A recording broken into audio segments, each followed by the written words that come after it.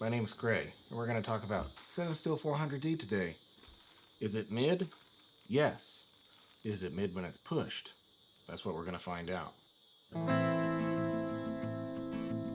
Honestly, I'm not that big of a fan. I bought way too much, like 42 rolls worth, and I think it's kind of garbage.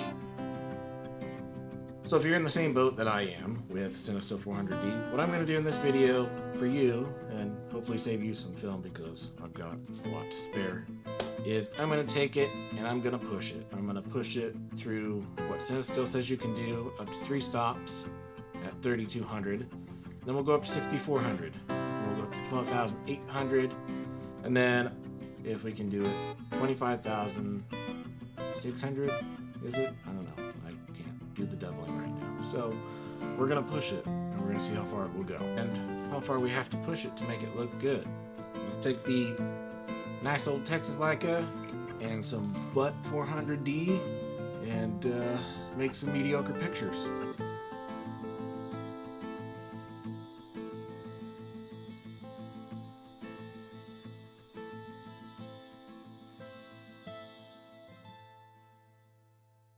We're on our way to location number 1, where we're going to push it 1 stop. Do ISO 800 in somewhat golden hour light. This is by no means a scientific comparison. It is gonna full on be just me doing my thing, different spots, taking okayish to probably not so good pictures. I don't know. Small problem, not a huge one, but I got to location here and I still have some Lomography 400 in the old Texas Leica that I gotta burn up. So it's only 2 frames. I'm gonna YOLO those out real quick and then I'll shoot the silly little montage of me loading the camera and all that bullshit, right? Because that's what film photography channels do.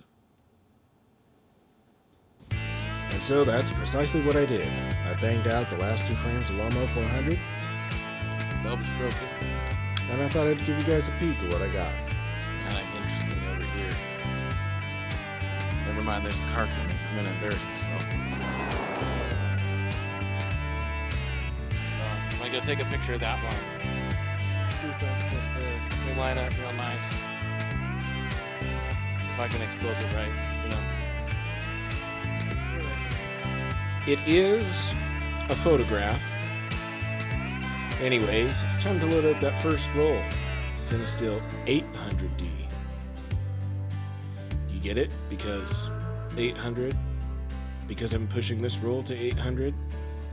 800D? No? Okay.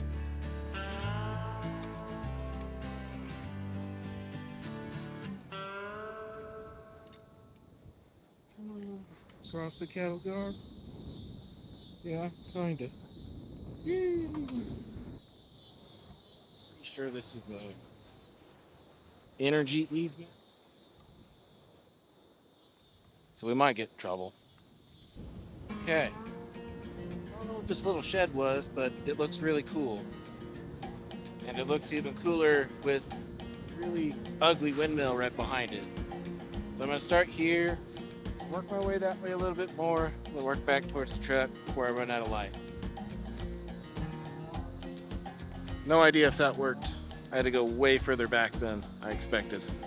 So this first frame is definitely just okay. I need to check my internal level because that's very crooked. When I started walking that way, then I saw this side of the shed, and I like that, so I get 1 or 2 more here, and then go that way some more.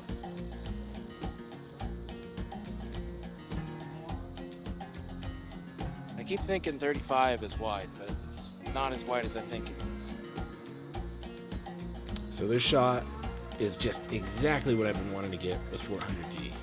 Beautiful contrast, beautiful colors. The only thing I've changed is that little wingtip that poked in.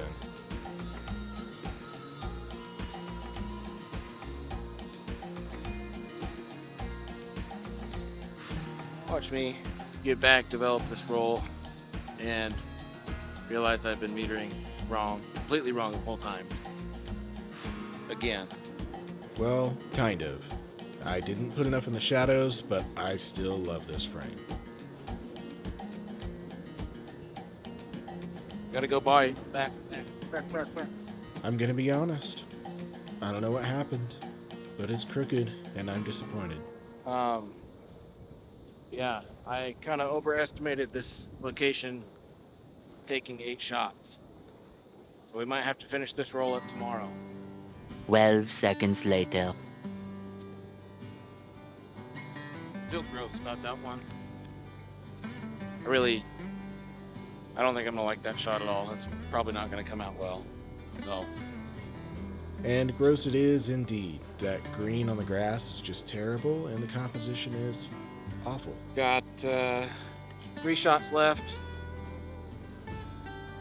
I might pack it up. I might throw this on the tripod and you can get out of here and you'll just see the results later. Probably not.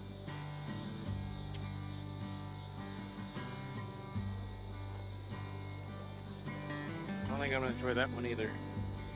Well, I was right again. Another photograph that I don't like, and I wish I didn't take, but here we are. The colors are nice, though. So, location number 1 did not have as many photos or photo opportunities that I wanted to take here.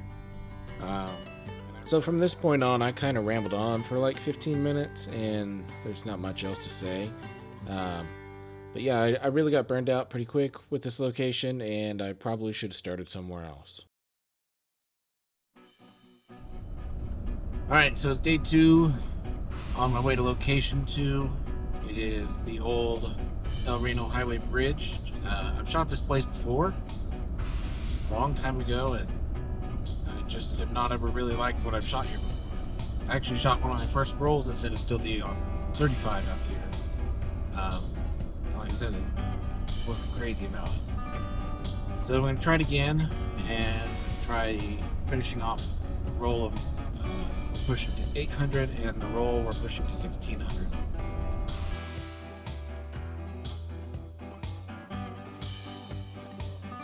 Here I am, location 2. It's the old El Reno Highway Bridge. So we're gonna finish off the roll. We're shooting at 800, and then we'll start the roll of 1600. Now, initially, I was really frustrated having to shoot this in 2 locations. That first picture, I took long enough. But I think it worked out pretty well. Seeing how this push responds in different scenarios is handy, and the picture's not bad either. It's definitely not an exciting end to the 800 roll, but what are you gonna do? Anyways, let's load up 1600.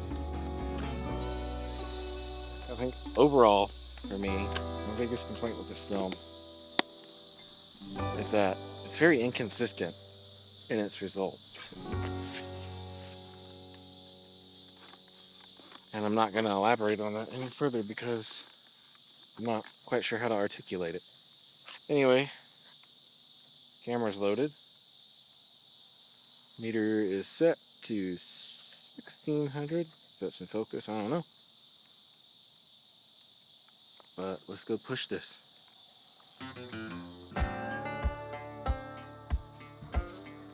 Hey, look out. You almost got knocked over. So yeah, it's crooked, and there's definitely a magenta cast in the shadows. Alright, let's keep on keeping on.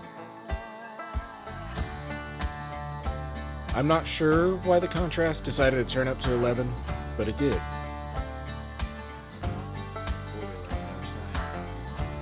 So it was around this time 2 fellas came down the bridge.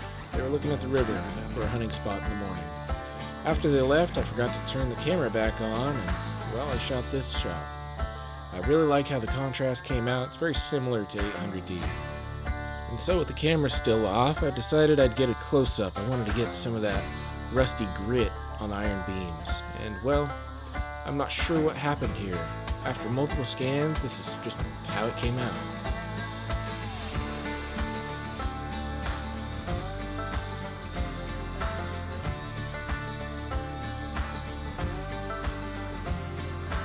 super duper overgrown over there. But looking back this way, you can see what I see. You know, a very pretty golden light hitting the pillars. So after the first couple photos ended up being flops, it was nice to see this one. It definitely needs a little more detail in the shadows, but the colors are just... 2 shots left. I actually had 3 shots left, but not wanting to make the same mistake from the night before, I grabbed some B-roll of the wonderful graffiti on the bridge and headed off to my next location. Okay.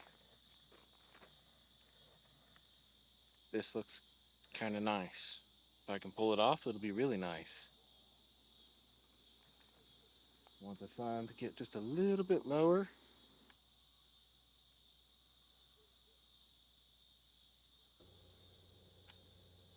Now the shot was perfect.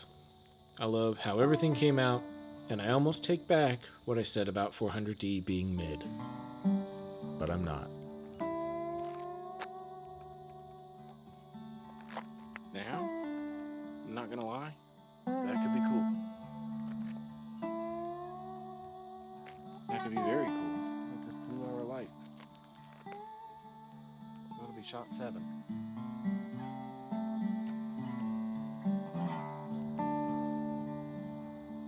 If you're not compositionally challenged like I am, this should have you pretty excited. Look at those colors. They're just perfect. And there was one.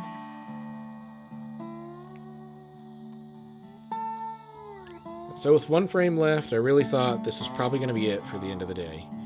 I recorded a bit on my way home talking about it, and then also talking about possibly developing on camera. Ultimately, I decided against that, but on the way back, I did see something out the window that caught my eye. And this is what happened. What's that?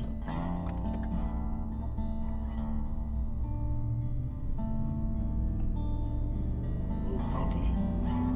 What is that? What is that? Oh, Lord.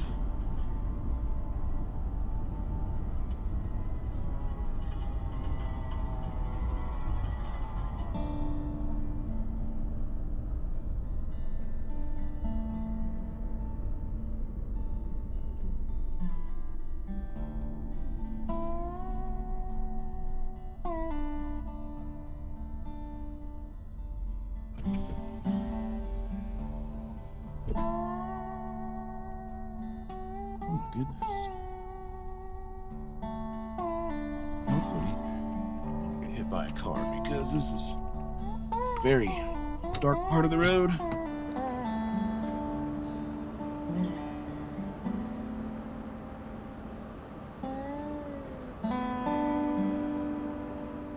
Yep. Alright. Here we go. So you'll see here, I choked. I choked hard on the metering.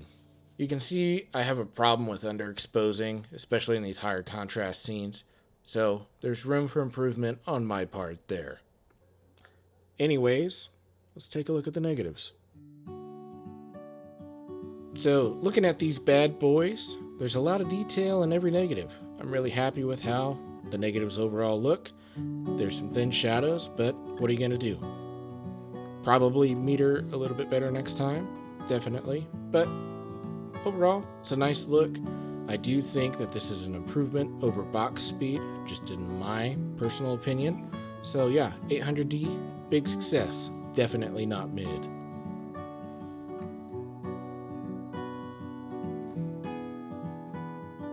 Now when we look at 1600D, immediately you can see there's a color shift in the base of the film. Much more magenta, kind of purpley color. Shadows are much thinner across the board on all these negatives, except for the ones that look slightly overexposed. That seems to be the way to go when pushing it this far, and that's those 2 photos where I really enjoyed the color and contrast out of it. So CineStill pushed to 1600 definitely is not mid. It is definitely a look that I like, and it's something I'm going to do in the future again. I'll put more detail in the shadows, probably overexposing it by half a stop or maybe a little bit more, but it's a good look, and I recommend it to anybody who wants to get more out of CineStill 400D if you've not been happy with your box speed results. So, was 400D mid at 800 and 1600? You tell me. Be on the lookout for part 2. It's going to be coming out here in the next few weeks, hopefully. It is winter in Oklahoma, so it's kind of dreary, but I think that'll look nice.